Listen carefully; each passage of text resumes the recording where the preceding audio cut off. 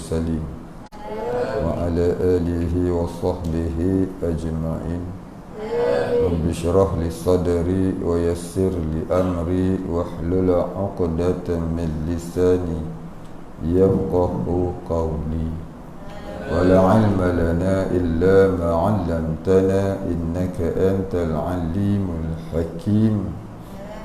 رضينا بالله ربا وبالإسلام دينا وبمحمد نبيا ورسولا. اللهم اجعلني من التواب اللهم اجعلنا من التوابين واجعلنا من المستغفرين واجعلنا من المتطهرين واجعلنا من الموحدين واجعلنا من المهتدين واجعلنا من المخلصين له الدين واجعلنا من العارفين واجعلنا من عبادك الصالحين واجعلنا من المتقين. اللهم أحينا بحياة العلماء وأمتنا بموت الشهداء آمين يا رب العالمين.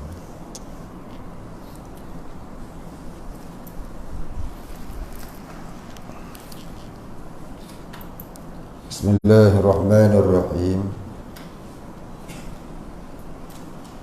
قال المصنف والمؤلف رحمه الله تعالى ونفعنا به وبعلومه وبركاته آمين يا رب العالمين. Qala musannif, dan dengan Allah dan firman Allah Ta'ala,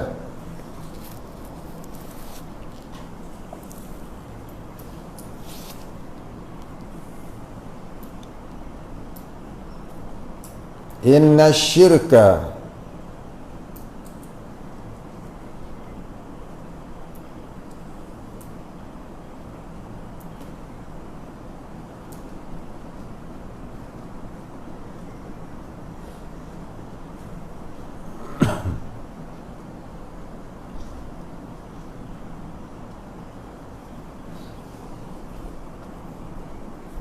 apa dia tu?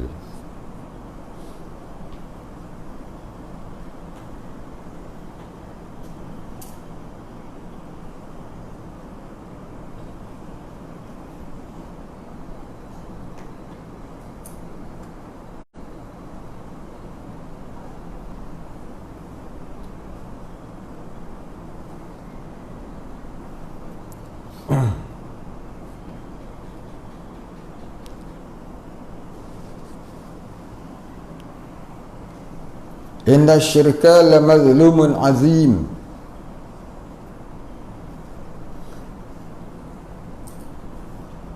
Bahwasanya sesungguhnya menyengutu seseorang dengan Allah sesungguhnya zalim yang amat besar.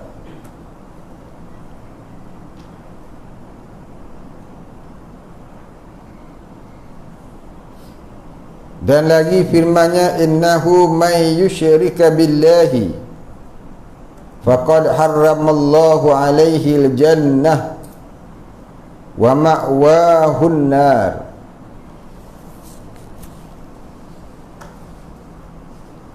Artinya bahawasanya barang siapa mensyirik ia dengan Allah, maka sesungguhnya telah mengharam oleh Allah atasnya akan syurga, bermula tempat ketetapannya iaitu neraka. Dan telah menunjuklah segala nas ini dengan sorehnya, yakni dengan nyatanya, dengan jelasnya, atas jadi kafir orang yang mensyirik dengan Allah dan orang yang i'tiqad akan hulul Allah pada sesuatu atau ittihadnya dengan suatu atau menyamai dengan sesuatu. Habis. Jadi tidak ada khilaf di kalangan ulama menghukumkan siapa-siapa di antara orang yang mengaku atau beriktikad Allah itu hulul dengan makhluk atau ittihad, maka hukumnya adalah syirik. Baik, kita dah terangkan apa makna hulul, apa makna ittihad. Kita pun tak nak cerita dah lagi. Mudah-mudahan semua dah faham apa itu ittihad, apa itu hulul. Tanbihun, ketahui olehmu, bermula ini segala i'tiqad, iaitu tiada dimudahkan atas segala mereka yang mengetahui ia dengan salahnya, tetapi wajib atas mereka itu menegahkan dan menakutkan orang yang berpegang dengan dia, dan wajib dinyatakan kepada mereka itu dengan salahnya dan sesatnya, dan diajarkan akan mereka itu dengan barang yang sebenarnya dan barang yang betulnya. Adakah tiada engkau ketahui, dengan hadis Muslim yang diriwayat akan dia daripada Abi Sa'id Al-Khudri radhiyallahu anhu, sabda Nabi sallallahu alaihi wasallam, man ra'a minkum munkaran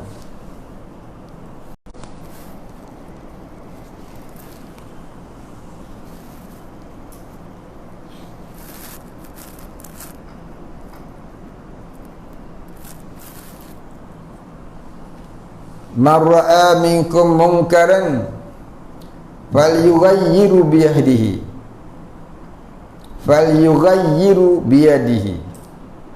fa illam yastati' fa bilisanihi fa illam yastati' fa biqalbihi wa dhalika ad'aful iman, wa dhalika ad'aful iman.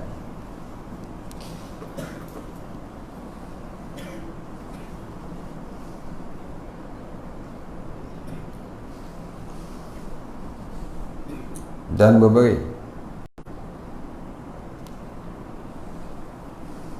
artinya barang siapa mengetahui ia daripada kamu akan pekerjaan yang jahat,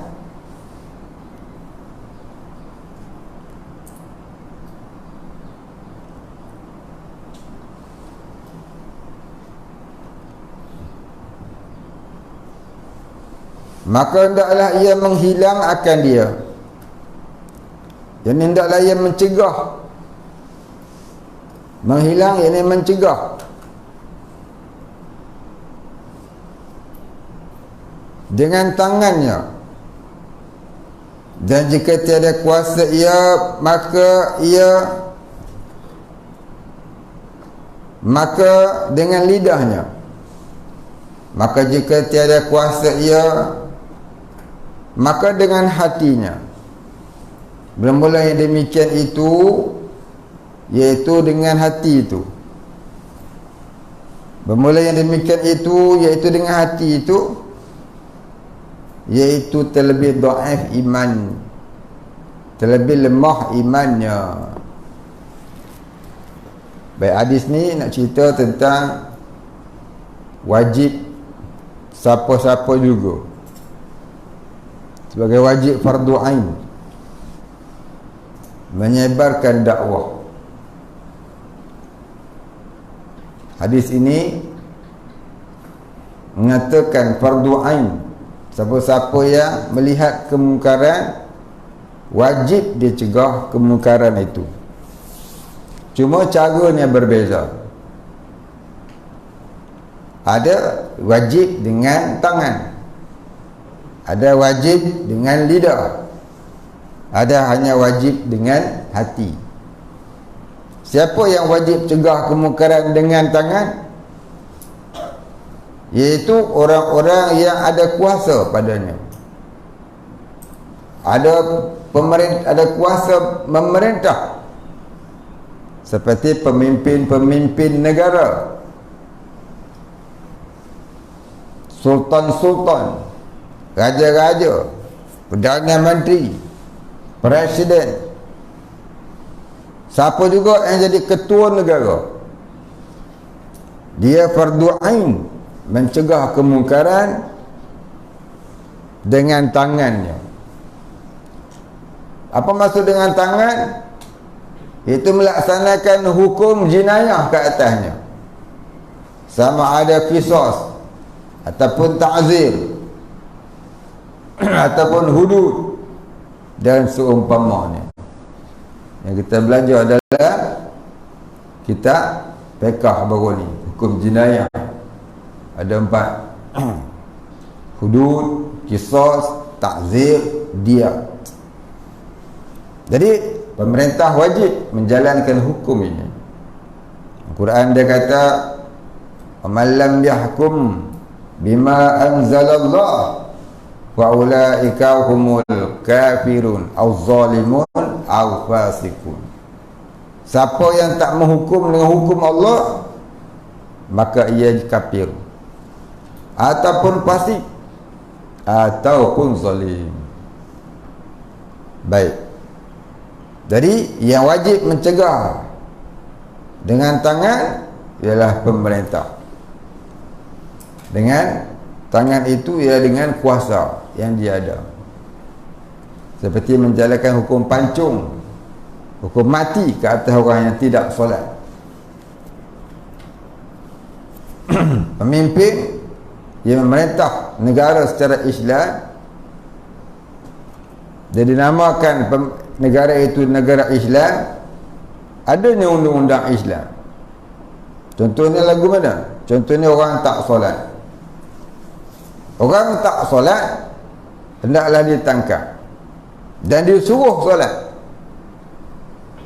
Kalau dia tidak mahu solat, maka diperintahkan bila masuk waktu zuhur, diperintahkan, disuruhnya, dipaksanya solat. Kalau tak mau juga solat, dibiarkan dulu sampai masuk waktu asar, disuruh solat lagi bila masuk waktu asar. Tak nak solat juga, dibiarkan dulu sampai waktu maghrib. Masuk waktu maghrib tak nak solat juga, disuruh, dipaksa. Tak nak solat, dibiarkan juga sampai waktu isyak. Lagi juga, dibiarkan juga sampai waktu subuh.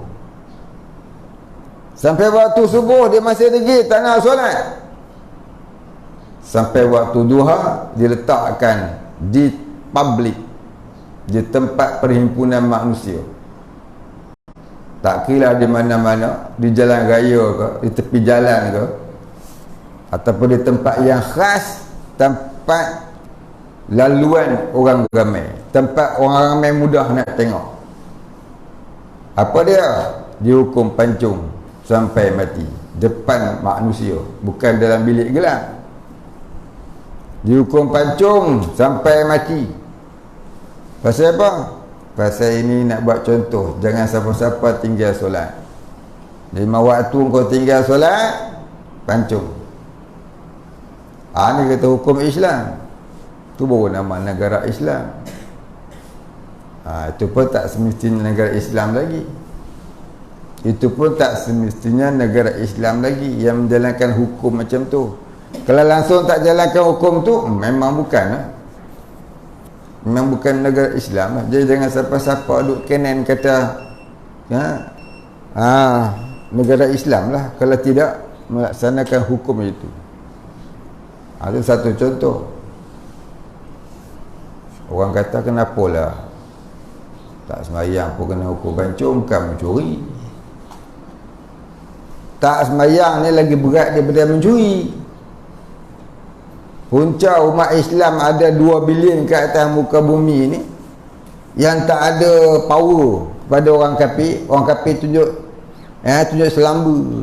Orang kafir mudah ya baca Quran. Orang kafir mudah.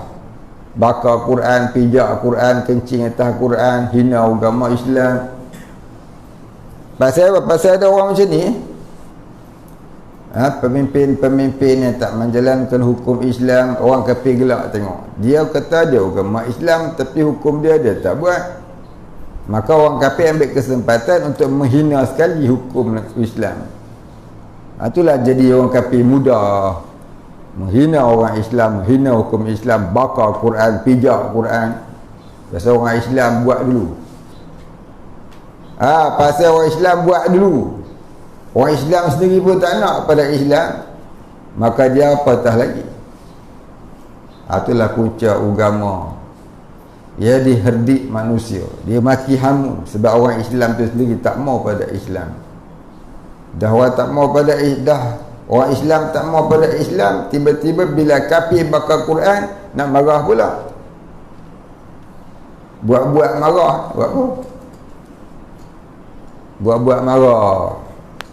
Dia pun sama cuma tak bakar Quran je lah, tapi tak mau dah hukum Quran, lebih kurang je. Baik.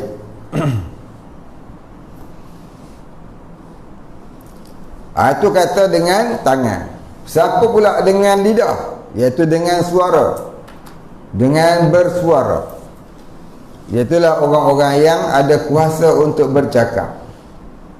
Siapa tu? Kita semua lah. Kita ada kuasa untuk bercakap. Pasal kita tak bisu. Pasal kita tak bisu, kita ada kuasa untuk bercakap. Maka kita akan boleh. Kita kena wajib cakap. Cakap untuk menyampaikan kepahaman pada manusia. Ya, menyampaikan pengertian kepada manusia tentang hukum Allah. Wajibnya tegak ke hukum Allah. Kalau orang buat dosa dan maksiat, wajib kita tegur mereka. Seperti ayah kepada anak-anaknya, sahabat kepada sahabat-sahabatnya, kawan kepada kawan-kawannya, jiran kepada jiran-jirannya.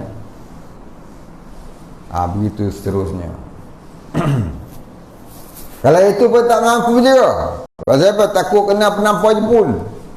Dia badan besar, penampar dia boleh memutuskan kepala. Risau kita tak ada kuasa nak lawan dia, nanti dia bergaduh ke apa sebagainya. Maka hendaklah dengan hati. Apa dengan hati? Iaitu dengan benci di dalam hati, tidak redha di dalam hati akan maksiat yang dia buat. Dengan redha dengan maksiat dia.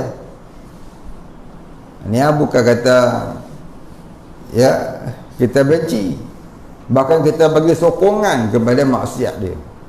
Kita tolong viral pula nyanyian kawan tu, hantar kat kawan ni, hantar kat kawan tu. Akhirnya jadi dosa tu jadi bertebaran, berviral. Tu namanya dosa viral, maksiat viral. Kita ada viral satu dosa yang lain pula. Baik, habis. Baik, kita berhenti sekat tu dulu, badan tak sihat. Kemudian katanya, dan firman Allah Ta'ala, wa'mur bil ma'ruf wanha 'anil munkar ila akhirih, wallahu a'lam. Wala 'ilma lana illa ma 'allamtana innaka antal 'alimul hakim. Allahu a'lam. Al-Fatihah. A'udzu billahi minasyaitonir rajim. Bismillahirrahmanirrahim. Alhamdulillahi rabbil alamin. Rahmanir rahim. Iyyaka na'budu wa iyyaka siratal ladzina an'amta 'alaihim ghairil maghdubi 'alaihim waladdallin. Bismillahirrahmanirrahim. Alhamdulillahi rabbil alamin. Asyrafil anbiya'i wal mursalin ala alihi. Allahumma ighfir lana dhunubana warhamna. Allahumma ighfir lana dhunubana syaikh. Walhamdulillah. Qabbalallahu minna.